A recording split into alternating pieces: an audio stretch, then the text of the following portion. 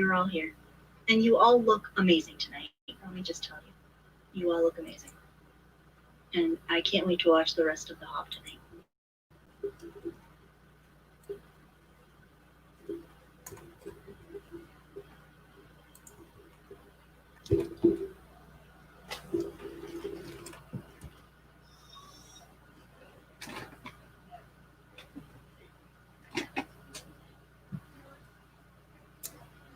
Hey, Jersey. How are you? Hey, Beth. Hopefully you guys can see.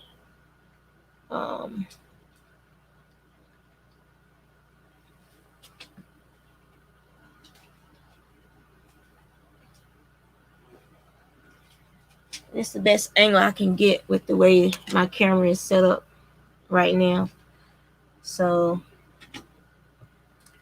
let me see if I can get, since the baby ain't in here. So what we can do. Okay.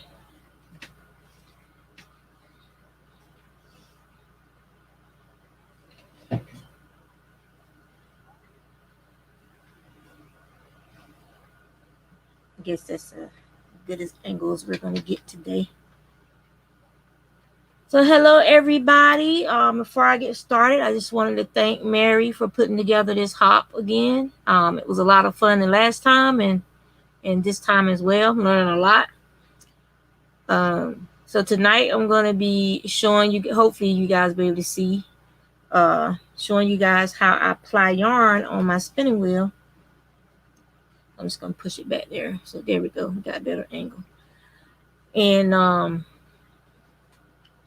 this is a Spillution Queen Bee. It has some modifications that I made to it because when it first came out, they didn't have the pegs have like a little lip on them, but because I spin so fast, I spin on the fastest setting, the yarn kept popping off. So I put some washers on mine, and then I also, to stabilize the flower head, I put some more washers down here where there's a sliding bolt, so that this wheel folds down. It's considered a travel wheel. So I put some washers there to stabilize that area as well. Oh, I was wondering about that, Dar. If you still had your gloves. So my wheel is was designed for people who have knee, hip, and ankle issues. It's very easy to spin. You can see that the treadles do not have a long paddle as a lot of treadles do. It's just enough for you to get the toes of your foot on. That's how easy it is to spin this wheel. And I have degenerative arthritis, which is why I can't spin on my other wheels that I've had. And because it is such a stair-step motion that the knees creak and rub. Like my left knee is almost has a section that's bone on bone, so it makes for a not so enjoyable experience. And this wheel, I'm just spinning with my toes pretty much, and it's very, very, very easy to just zone out and chill out. So what I'm doing is I'm taking one strand of yarn and turning it into 3 strands of yarn by doing what's called Navajo plying or chain plying. Let me move this. Need that getting caught up in there. And basically you make a slip knot to start with. And you ply in the opposite direction that you spun the yarn. So let me get this yarn right here. The baby was messing with my wheel, so I gotta get it set back up the way I had it. She likes to bother things that don't belong to her. So when you chain ply, as you can see, I have a loop here from where I did my slip knot originally. And you just just like if you're crocheting, just imagine your hand is a big crochet hook. You grab the single yarn and you pull it through that loop. And when you pull it through that loop, anybody ever play cat's cradle? Now I have 3 strands of yarn. And so that's how you make a 3-ply yarn. The more plies you have, the rounder your yarn. Most commercial yarns have anywhere from 4 to 8 plies of yarn.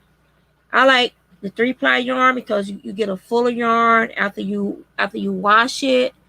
It is it's a nice round yarn, but it's still flat enough that if you're going to be doing some nice stitch work, cabling and whatnot, you'll have a really nice stitch definition without it being too puffy.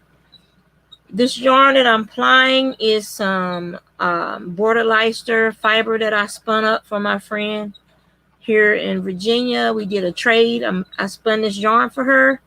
In exchange, she has a sock machine, and she's cranking out some socks and scarves for me on her machine.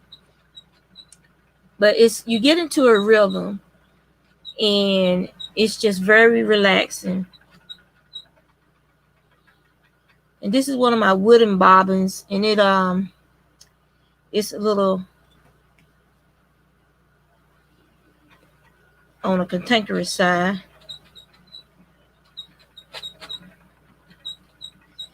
And my wheel is squeaking a little today.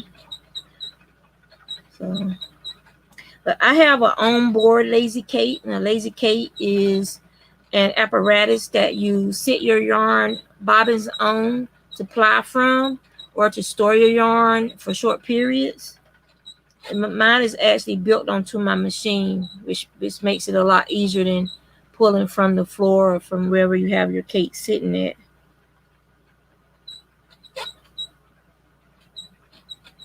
Some of my projects, I spin a lot. Usually if I knit and crocheting, I crochet more than I knit, or I do a combination of knitting and crocheting. And then from time to time I draw. I'm starting to get into gluing. So I did that yesterday. I did some gluing. If you go to my Instagram, you'll see lots of stuff that I've done. I always post pictures of finished projects on Instagram.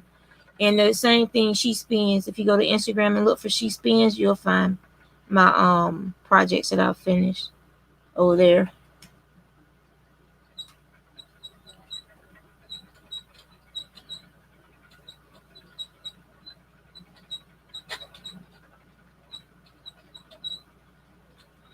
A hand dance.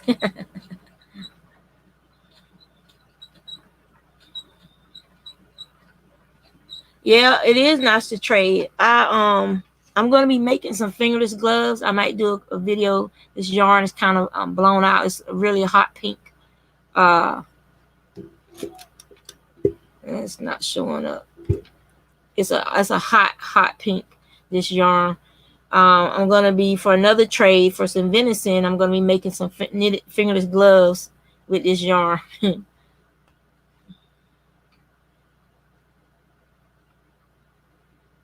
What glue?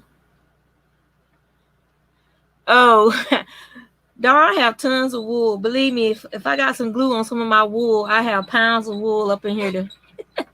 It ain't gonna hurt nothing.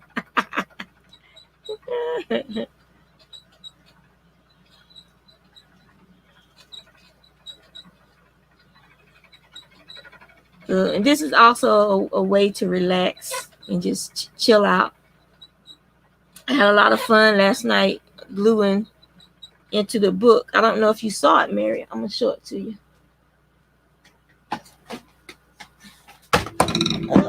That was a tape. Escaping tape. Look, Mary, it's your owl. That was on the envelope.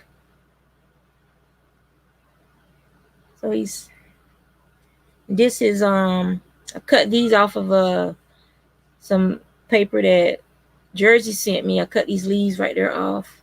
And then this is from some of the stuff that Dee Dee sent me, and it has some little mushrooms in this little cutout gateway. So So I'm trying to get into this gluing thing. Y'all see my gray head.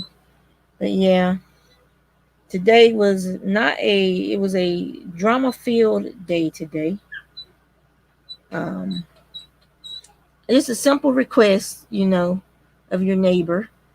And they act like we were in the wrong, said that we were being petty because the fence is the boundary line for both properties. And so we repaired the fence, even though they are the ones that's causing damage to the fence. So we repaired it. We're fixing our portion of the fence that's actually on our property anyway. And then we just asked them, could you not throw things on the fence? The fence was there way before we bought the house. And it's been there for a very, very long time. And they're doing some work to their house.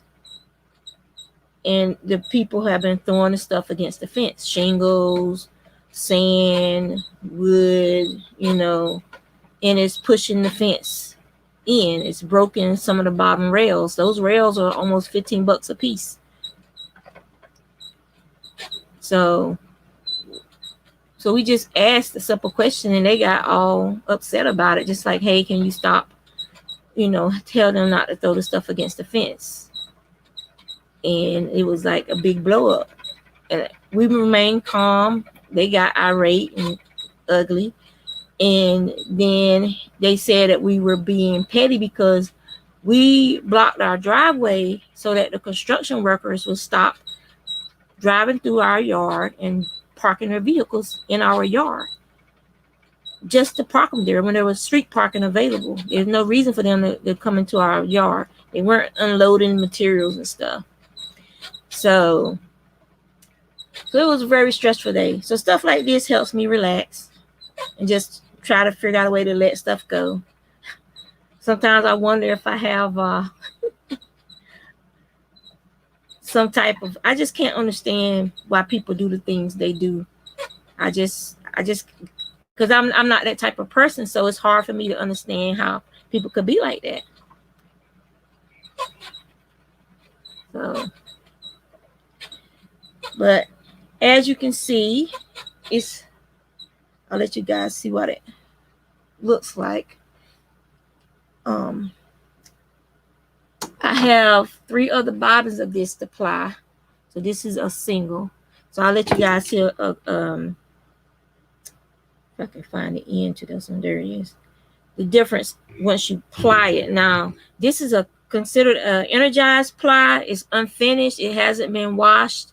It hasn't been pushed apart, pushed and pulled and threat. What we do, like when it's wet, we kind of sling it against something like the bathtub to help remove some of that energy from the yarn, so the yarn will lay flat. I've been spinning long enough that I can pretty much spin and ply it already in a ready state. It just needs to be washed, sort of fluff up and full up some. But you can see the difference between the single and the 3-ply yarn right here. And so to kind of get an idea, this is a commercial 3-ply yarn, which is a sock yarn. It might be a 4-ply. The way you can tell how many plies you have in your yarn, or with a floss, you just unravel the end a bit and count each of the little sections. So that's 1, 2. So this is a 4-ply yarn, which is a sock weight yarn. And so you can also see that my yarn is skinnier at this point than the sock weight. And even after I wash it, it's going to be skinnier than the sock weight. So it's going to fall into what's considered a heavy lace weight yarn. But she can still use it for making socks. It's or whatever she's going to use it for. So, and border Leicester, each sheep's fiber is just like a person's hair. After you ply it, you should like let it rest for 24 hours. So I let it rest for like a day on the bobbin after I apply it. And then I'll wash it, and then I'll rack it, and then I'll hang it up to dry. No, I rarely knit lace or crochet lace. I like spinning it because it's just fun to spin that thin. But yeah, once you ply it and let it and wash it and let it dry, it should be ready to go. Now, because this is a border Leicester, it's not what the majority of people would consider next to skin soft. But this particular breed, their wool tends to soften the more you use it. So if she does make socks from this, they're gonna probably felt a little and be a nice hard wearing sock and last for a long time. If she makes a sweater out of it, if she can make it with cables or whatnot, it'll have really nice stitch definition.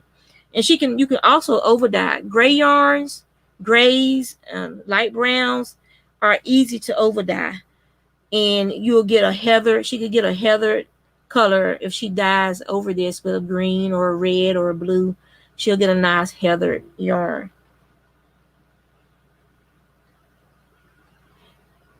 I do sell hand spun on Etsy. Right now, because this is my busy time with making projects for my family and stuff for the holidays, for Christmas and stuff. I tend to take everything out of the shop for the holidays. Like sometimes people contact me and say, hey, do you have any hand spun in this color? And I'll try to get an order out for them. But with the way the postage service is right now, it's not guaranteed to get stuff. So a lot of times people aren't actually allergic to the wool. They're allergic to the lanolin in the wool, which is the oil that the sheep produce. There are people, just like cat spit, you aren't allergic to the actual cat's fur. You're allergic to the enzymes in the cat's saliva. So a lot of times if your wool is very well prepared and washed, a lot of times you won't have issues with it. But if it's a low micron count wool, which means it has a large fiber, just like you have people with thick hair and people with fine hair, then that type of wool is typically more prickly than a fine merino wool. That a lot of the suits, the very expensive Armani suits and stuff, are made from high grade merino wools and silks, or silk and wool blends. Sometimes it gets tangled because I wasn't paying attention to what I was doing. So what I do is I have to go back and I have to untwist it, try and find the end of the yarn so that I can pull it through. And if it's really twisted, all I'll do is just break it, rejoin it, we call it spit splicing, where we actually spit and felt the wool together. You just spit on it and you just rub it, and it'll felt together.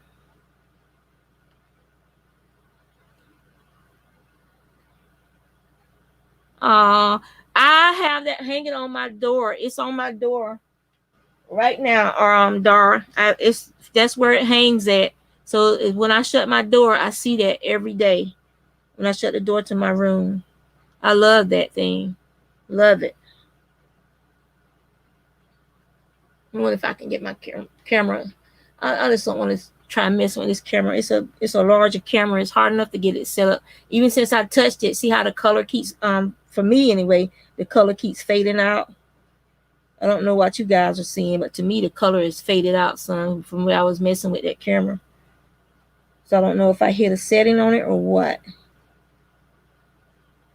So all right, let me see if I can find that thing. There we go. All right, found it. There we go. We're untangled.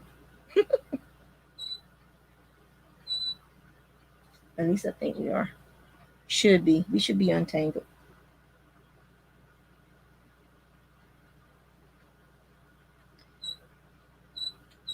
I can just get that straightened out. There we go. All right. Let's get this some twist in there.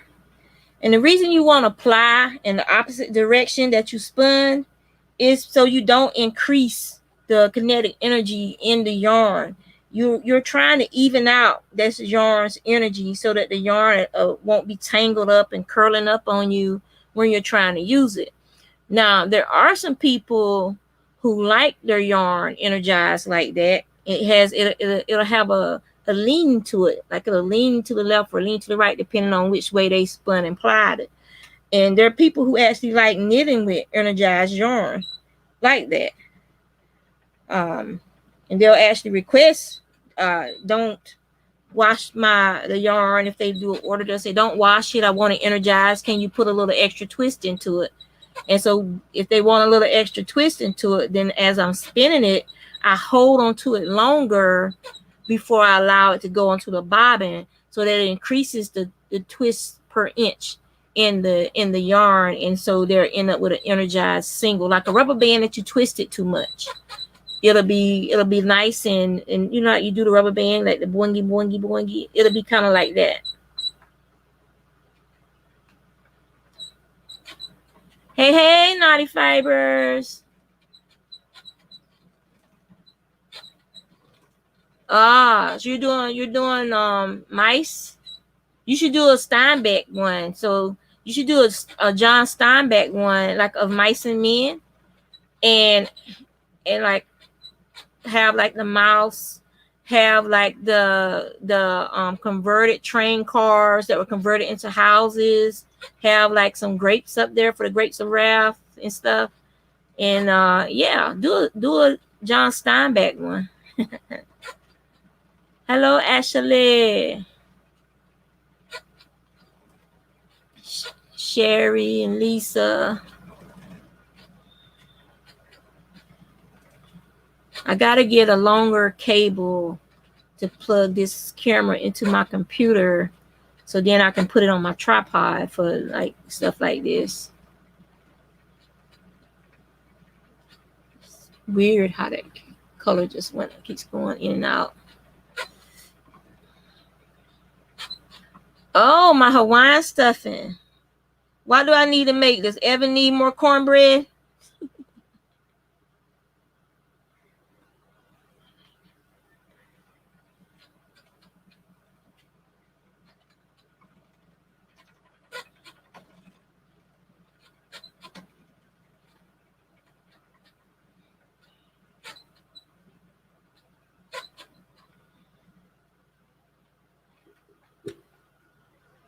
Let's see. There's a more light that helps, huh? In living color.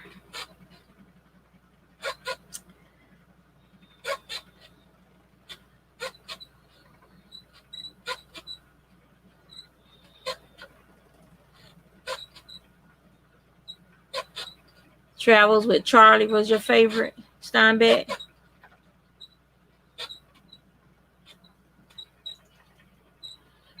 I turned my light around so that it would there, there's it. Y'all can see that color now. You can see the color on that yarn better.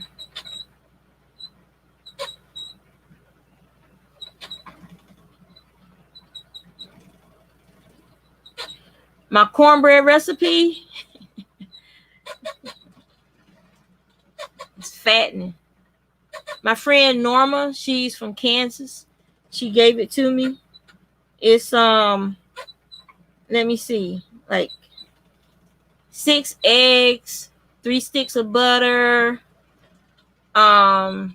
She uses Jiffy cornbread mix for hers.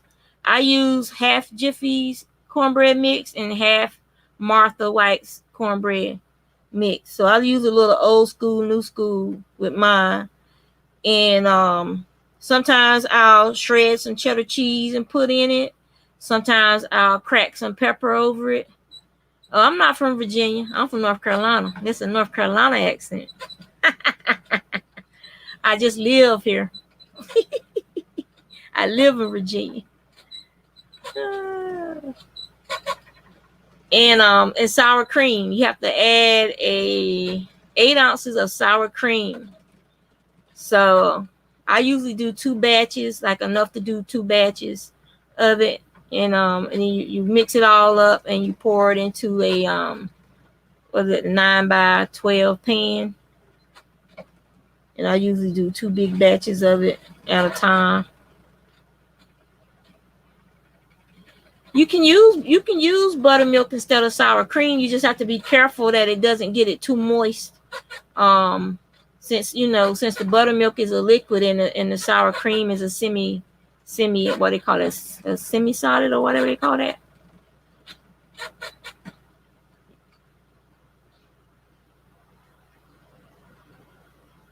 Where are you at? Out by Lynchburg or somewhere? Not Lynchburg. Lynchburg is West Virginia, ain't it? Where is it, Virginia? So you just have to be careful that you don't get it too moist, so that you want your bread to rise, so it'll be kind of fluffy. You also put a can of cream corn in it too, Dar. 1 can of cream corn. I'm telling you, it's real moist and it's sweet. The cream corn makes it sweet, but her recipe calls for sugar. That's why I say it's pretty much a heart attack waiting to happen. But you can leave out the sugar if you use the cream corn, because to me that makes it sweet on its own.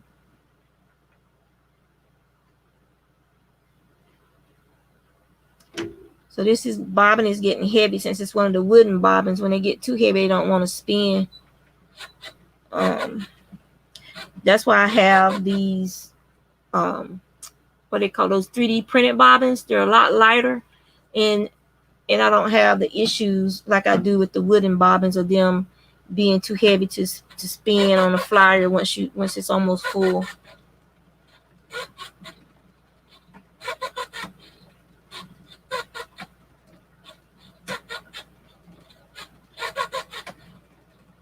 Moist.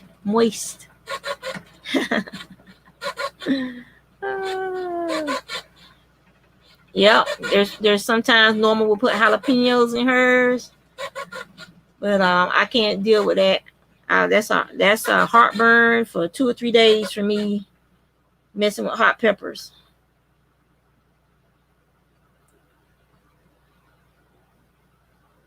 Now, some wheels have what's called a what's they call that thing?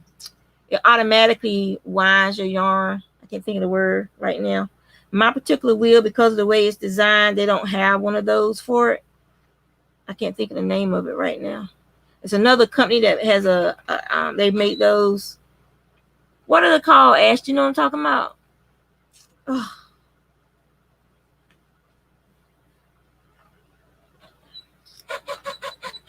Oh well. But I think this is just part of the process and part of the hands-on, like when you're learning, before you start getting all the gadgets and stuff. Just being able to stop it, see your progress, see what the yarn is doing, what it's looking like. I have a gauge around here somewhere. Sometimes I'll take and I'll hold it on the gauge to see if it's staying consistent. But it's a hand spun yarn. It's not supposed to be perfect. It's supposed to be a little different than like what a commercial yarn would look like. That shows that it was handmade, and it gives it its own character and whatnot.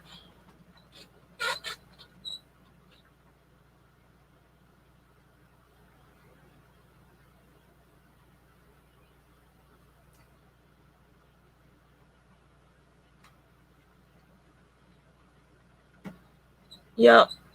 Chingora, or yarn made from pets. It's you have to be very careful with how you handle that, because a lot of states, and I think the federal government too, passed laws about using the fiber of domestic animals such as cats and dogs. Um, like if someone sent you their pet fur for you to spin it for them, you can do that, but they can only pay you for your time, and then you send the finished product back to them, and then they do what they want to with it.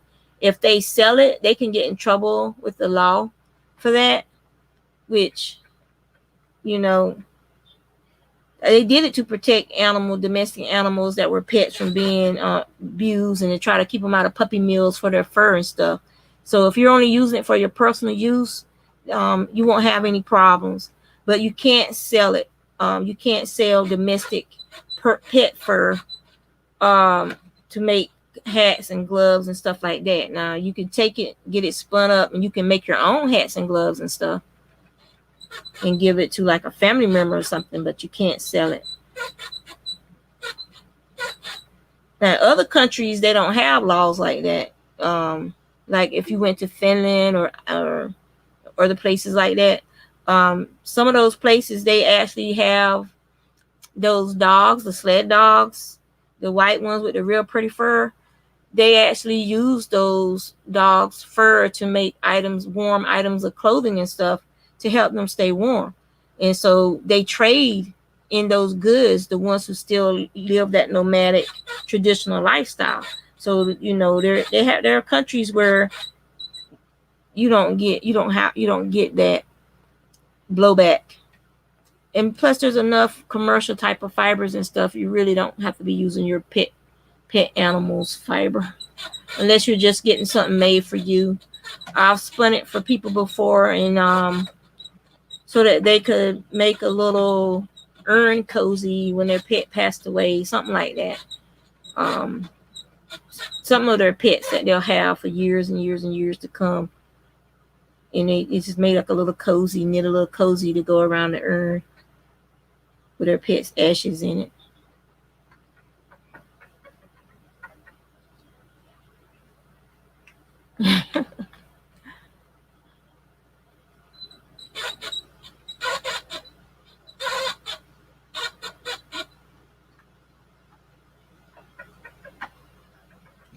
And so this bobbin is, I don't know if you guys can see, like you can't hardly see, there's no gaps anymore. So this bobbin is full, so it's not taking on anymore. So I have to switch out to an empty bobbin. So when I switch out, all I do is I snap it. I always tie a knot because I don't want it to start unraveling. So I'll tie a knot.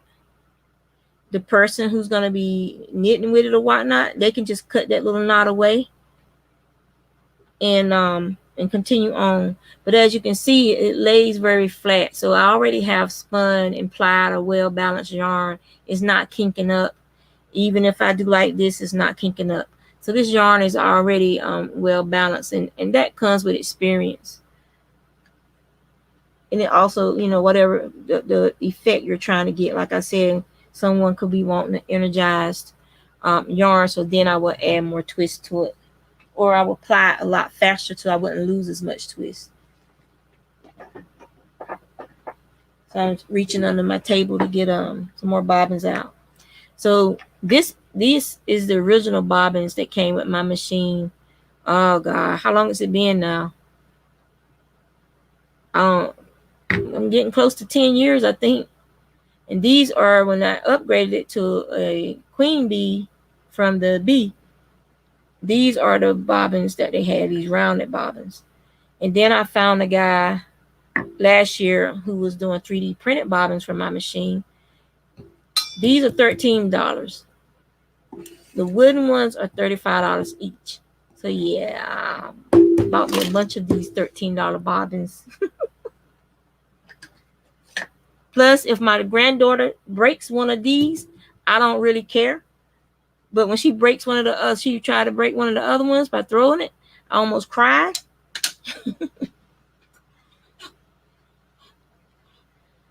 All right, guys, I think there's a break after me.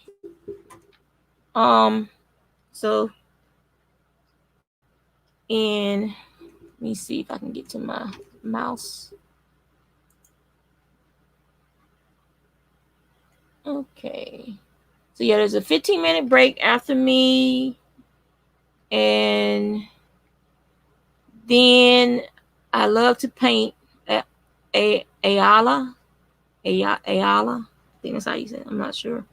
Or she'll be on at 8. So I put a link to in the information box. So if you didn't see it in the chat, you can get to her channel that way. So what I'm doing now is I'm getting ready to start on another bobbin. Those of you who want to hang out with me during the break.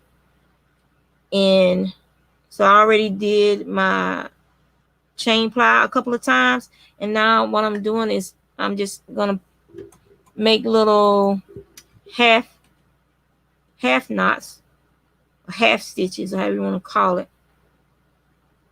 onto the bobbin and push them back. I do this a couple of times and pull it tight just to make sure that my bobbin doesn't just sit there and spin, that it has some grab.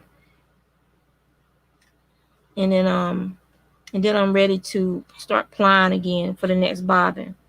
So once I get all these bobbins plied, I will take and use my nitty knotty.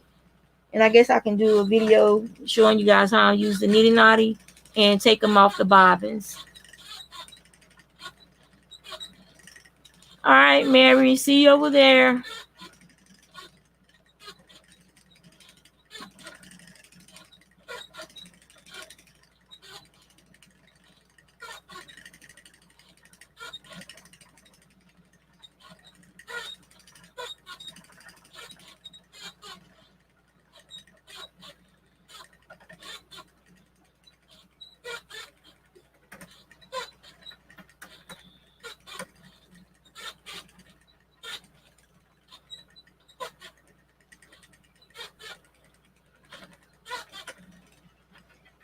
I can't tell because I can't see I don't know who's still here.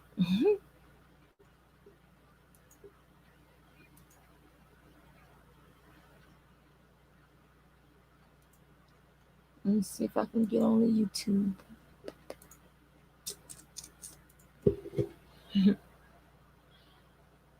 How many bobbins do I feel in a session? It depends on if I'm in the zone. If I'm not interrupted, having to watch my granddaughter and stuff, then one of the 3D bobbins holds a little bit more than one of my wooden bobbins. The wooden bobbins hold 4 ounces. I can usually get about 5 and 5.3 ounces on one of these 3D printed bobbins. So normally, like, this bobbin is plied full, and if I weighed it, let me see. My granddaughter, I'm telling you, that little girl is into everything. I have to hide stuff from her. So we're gonna weigh a bobbin first to see how much it weighs by itself. So that bobbin is 2.9 ounces. So this is a plied full, and it's 7 ounces. So let's do some math, y'all. 7 minus 2.5. So that's what? 4.5. Is that 4.5? So this bobbin has 4.5. Yeah. No. Yes. No. 5.5 ounces maybe. I'm not the biggest when it comes to doing math in my head. I have to have a piece of paper.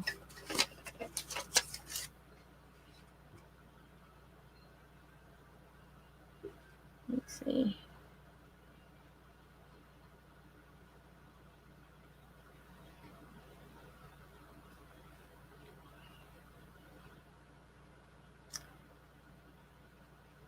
So.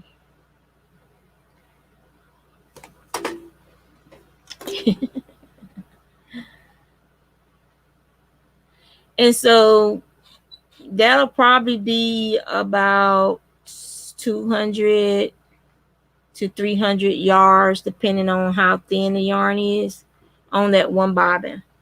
So yeah, so she's gonna get a right fair amount of yarn out of this project.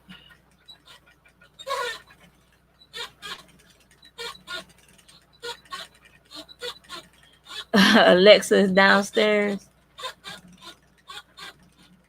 4.3 ounces. Yep. So the squeak is coming from this bobbin. There's a magnet that's on the inside the end. So it's kind of making it wobble on this metal pin as it turns around. And so it's making that squeak noise. It's annoying. But hey, it is what it is.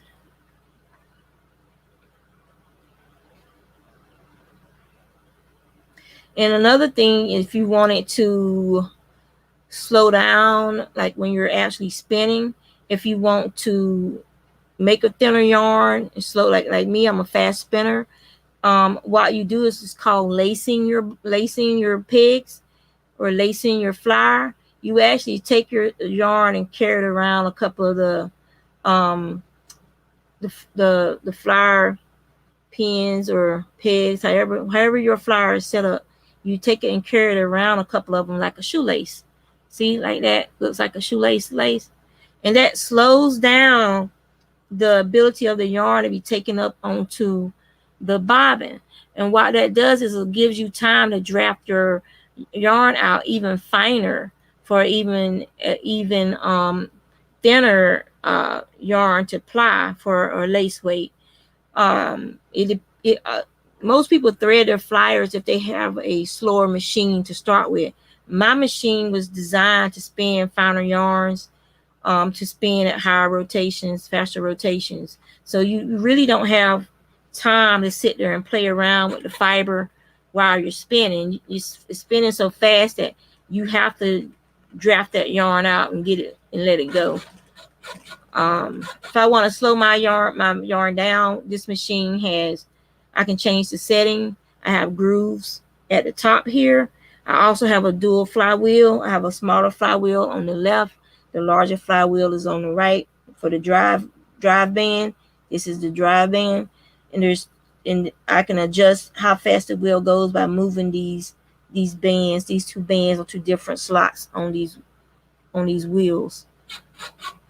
I have mine set for the highest setting, which I think the ratio is like 38 rotations to one treadle, something like that. I do not like weaving. Weaving is slow. No. I have a loom. I gave it to my friend in exchange for her Marchcraft spinning wheel. And I also have a small rigid Hella loom. I just don't like the process of having to warp a loom. Then you gotta weave. You gotta lift this weft, lift that weft, depending on how hard. I just don't like it. I'd rather crochet. I like doing fast stuff. So I'd rather crochet and knit and spin. Ashley's learning how to do looming stuff. She likes making like pot holders and dishcloths right now. But I'm pretty sure she's planning on something big.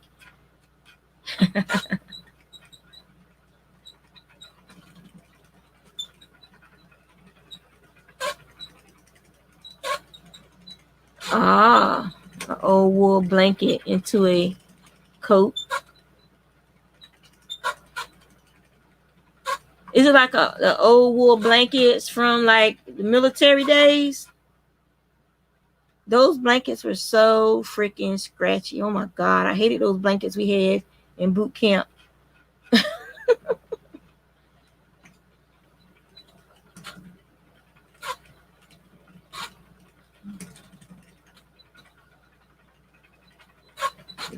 But most wool can hold up to 30% of their weight in water. And that is why they should be the core of a quilt or a layered blanket. They should not be next to skin. some of those wool blankets that like we had in boot camp and stuff. Those things were so prickly that they were actually, you could feel them poking through the sheet. If you put your sheet between you and that blanket, you could still feel that stuff poking through there. Stuff like that is what gives wool a bad name.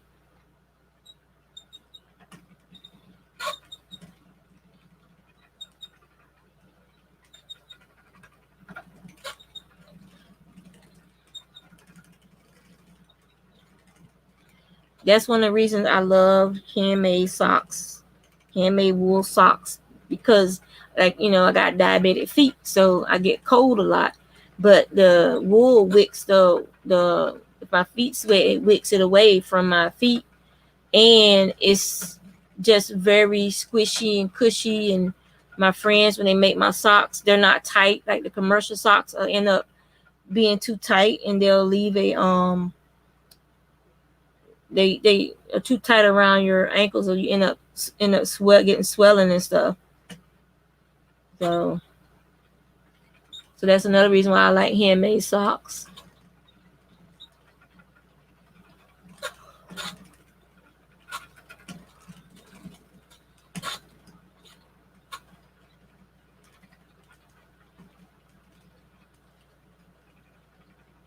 Yep.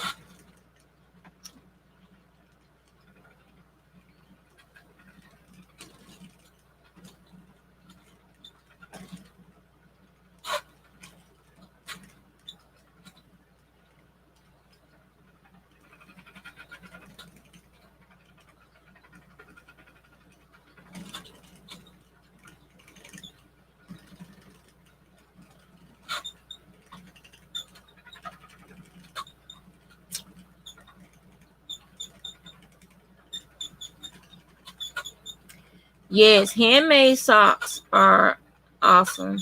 Wool socks especially are awesome.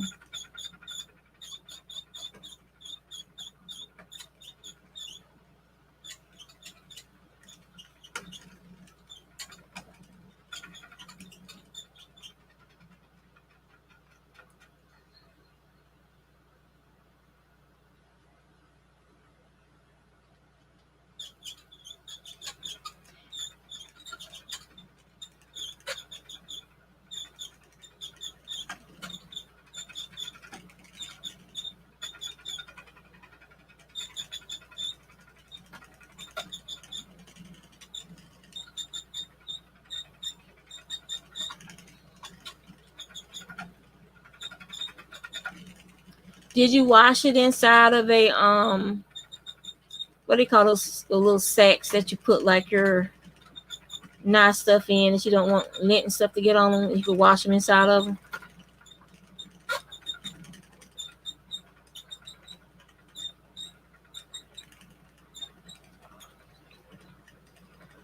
Or you could have washed it inside of a pillowcase to help trap some of those fibers. So what you do is take and put an old pillowcase in the washing machine and let it run around in there. It'll catch a lot of those fibers.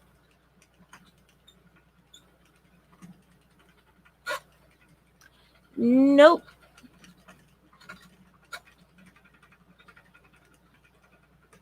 Because it's I don't have a callus or nothing. It's just I'm so used to doing it, and it's going through, but I'm not gripping it tight. It's just kind of like guiding over my hands. So it's not causing that much friction.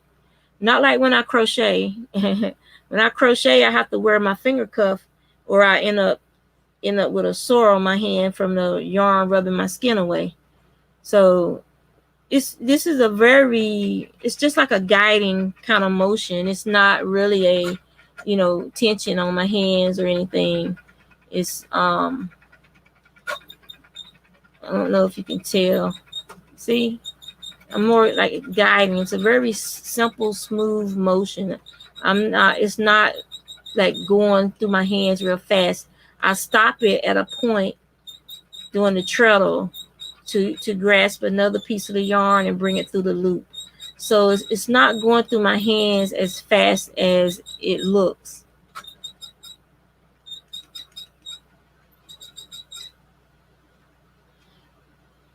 Yes, I enjoy spinning in the grease. That's what they say when we spin with wool with the high lanolin content or wool that hasn't been washed. They call it spinning in the grease.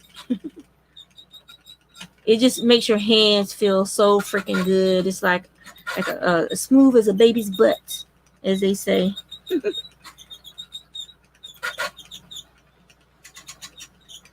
And the lanolin, like wool spun from the grease, is traditionally what they would use to make the fisherman's sweater, so they would be more waterproof when they're out there at sea.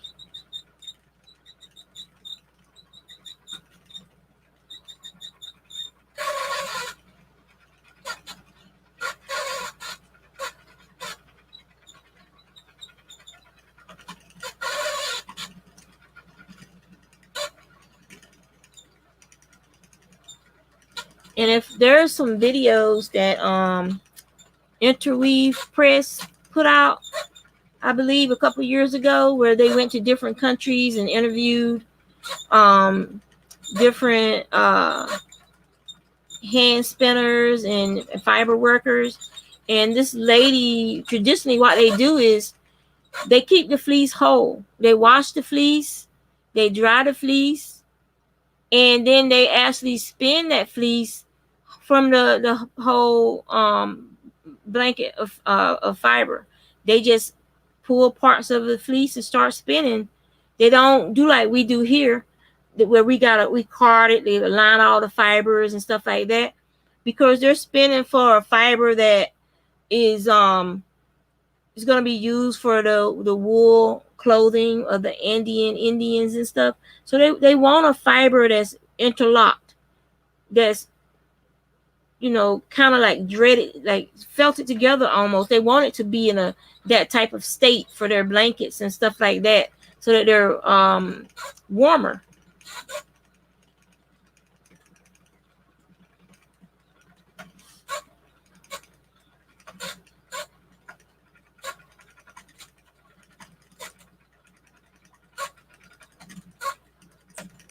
You could also use almond oil, because some people actually do have a reaction to the lanolin. So you could also use almond oil and shea butter as well. Jojoba oil, which is the closest thing that I think to human oil in their hair, to massage into if you're breastfeeding. Those are some options if you can't use the lanolin.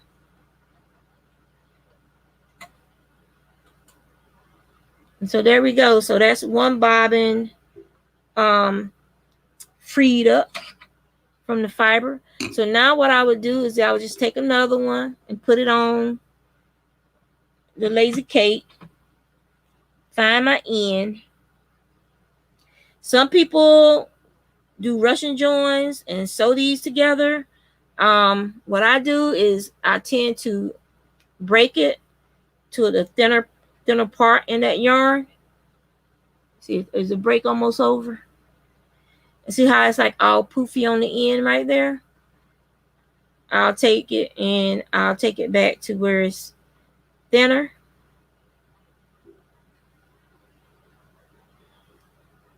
And that's where I will join it in at. You can join it in by just simply dropping it between your loop. Or for me, I like it to be more secure. So I would actually tie it. Because once it's washed, you won't even hardly know that there's a knot in there. So you just pull it through and pull it tight. Then you got this long end right here. Just pop it off. So now we got our loop again right there. Now that I broke.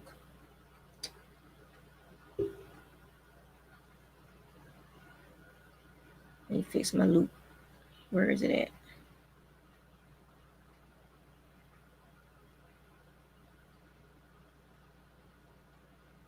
think our break is almost over.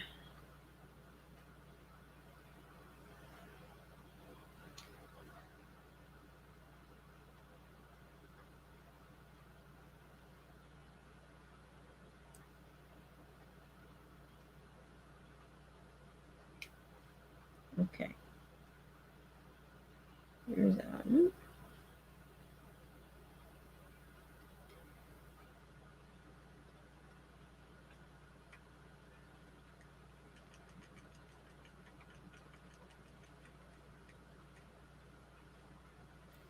And I just take and lay that parallel to the yarn I'm spinning.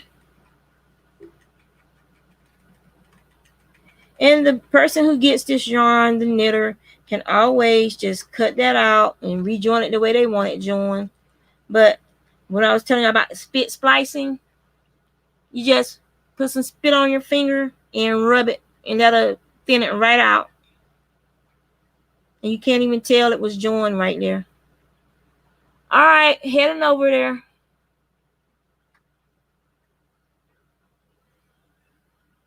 Let me find my mouse.